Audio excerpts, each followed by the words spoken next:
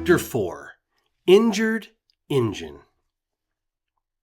They walked the river trail with eager pace as Clancy waved mosquitoes from his face. The boys relived the scrap and relished it by their allowance for embellishment. The air of boyhood's mythical events uplifted them over the split rail fence. They floated down the passage thick and lush, undisturbed by branch or underbrush. Clancy heard his father in his head. "You come straight home."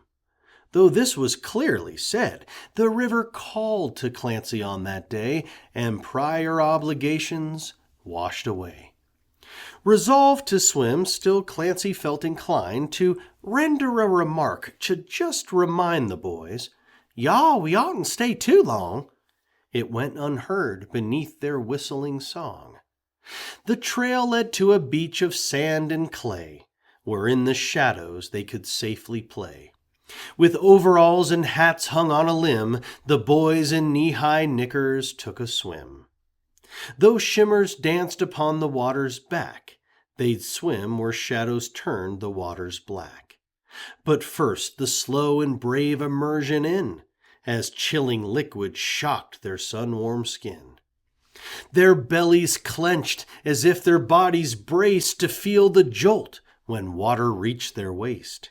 In ripples on their skin goosebumps arose as sludgy mud was squished beneath their toes. They spoke and joked while wading in the water. Thomas said, "Ain't never been no hotter." When Thomas squatted down and dunked his head, his ruddy hair turned black with tints of red. Thomas slicked his hair back with his hands, like combing it with pomade bought in cans. So Terence jested, "You's a townie now." The snide remark had wrinkled Tommy's brow, so Tommy splashed his brother in the face, as if somehow the water would erase the stinging words meant to antagonize. Terence rubbed his burning, squinting eyes. "Dadgummit, Tommy, what you done that for?" "You stupid neck, don't call me that no more." "Well, all I says is that you look the part," Clancy stated. "Y'all, now don't you start." When once the boys were cooled to satisfaction, idle bathing turned to youthful action. They hunted little crayfish, some were caught. "I ought bring these for supper," Clancy thought. But that would never work, for he supposed that then his secret swim would be exposed. So he released them, wiping off their grime. In playing, Clancy had lost track of time. Terence skipped some rocks. "You see that one?" Competing now, the others joined the fun. They side-armed stones that flew with expert purpose, in bounding jumps upon the water's surface. In their imaginations one would reach, with perfect rock and throw, the eastern beach. The other side appeared within their aim, but their best efforts always proved in vain. Clancy Macree was struck with an ambition that stopped their skipping stones in competition. "I's Daniel Boone." Clancy laid his claim, but Terence said, "Frontiersman? Hate this game." In triumph, Clancy stood with hands on hips, as pointed elbows rained of water drips. His chin went high, his jaw was grandly clenched, his tangled hair was matted down and drenched. "I's Davy Crockett," Thomas quickly took. "Or not," said Terence with a scalded look. "I's Davy Crockett, Tommy, it's my turn." Terence felt his wick begin to burn. Thomas replied, "I called it, fair and square." The Morey twins began a heated stare. "But you could be the Injun," Thomas said. His offered piece was scalped and left for dead. "I was the Injun last time, blast it all." The fighters' angry fists began to ball. "How, Chief Yellowfeather?" Thomas jested. He held a single palm out, puffy-chested. Terence froze. A tremor twitched his jaw, as if those words had opened something raw. "You'll pay for that," said Terence with a squeak. A hooking right struck Thomas on the cheek.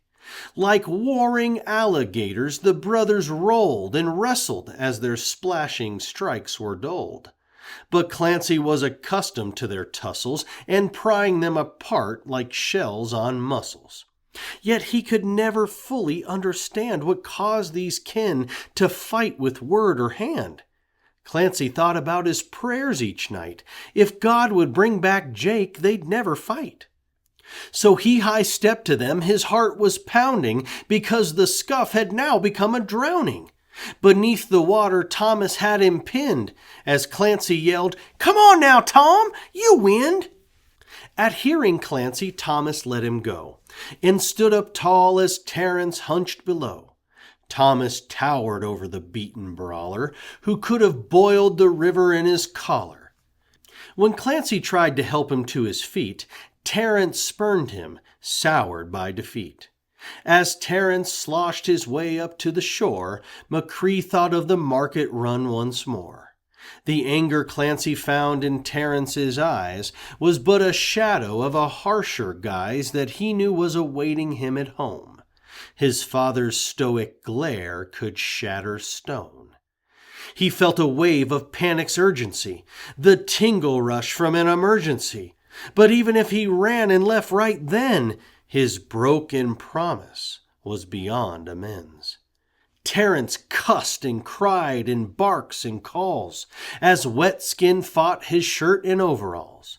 He spoke profanities reserved for men that no God-fearing author would dare pen. In thigh-high water, Tom was watching him huff and snatch his hat from off a limb. The victor found this drama to his choosing. It was good theater for quiet musing. His dimples dropped when Terence barked a threat. "Just wait! Fixin' to tell our mama yet!"